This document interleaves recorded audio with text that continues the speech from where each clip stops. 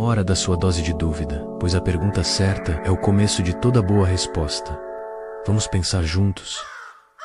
A certeza é uma ilusão reconfortante, uma teia tecida para nos proteger do frio cortante da realidade. Mas, ao nos apegarmos a ela, nos tornamos presas fáceis. A busca incessante por respostas definitivas, por um mapa que nos diga exatamente para onde ir, nos paralisa, nos torna vulneráveis. Por quê? Porque a vida, em sua essência mais profunda, é um mar revolto de incertezas. E aqueles que se agarram à ilusão de controle, que temem o abismo do não saber, são os primeiros a serem engolidos pelas ondas. Nietzsche, em sua análise penetrante da condição humana, nos apresentou o conceito do Übermensch, o Alemhomem. Mas atenção, esse ser extraordinário não é aquele que detém todas as respostas, que se gaba de um conhecimento absoluto. Longe disso, o Übermensch é aquele que ousa abraçar o abismo do não saber. É aquele que encontra na própria incerteza a matéria-prima para sua força criadora. Ele não foge do caos, ele o molda, ele não teme a dúvida, ele a utiliza como um cinzel para esculpir a si mesmo. Eis o paradoxo que poucos ousam contemplar. O ato de questionar radicalmente, de desmantelar as certezas que nos foram impostas, não nos enfraquece. Ao contrário, constrói em nós uma fortaleza interna, uma muralha inabalável contra as tempestades que a vida inevitavelmente nos lança. O que para muitos é um sinal de fraqueza, um sinal de desorientação, é, na verdade, a chave mestra, a chave para uma resiliência profunda e um poder pessoal que poucos chegam a vislumbrar. A incerteza, quando aceita, não nos derruba, ela nos forja. A certeza é um vício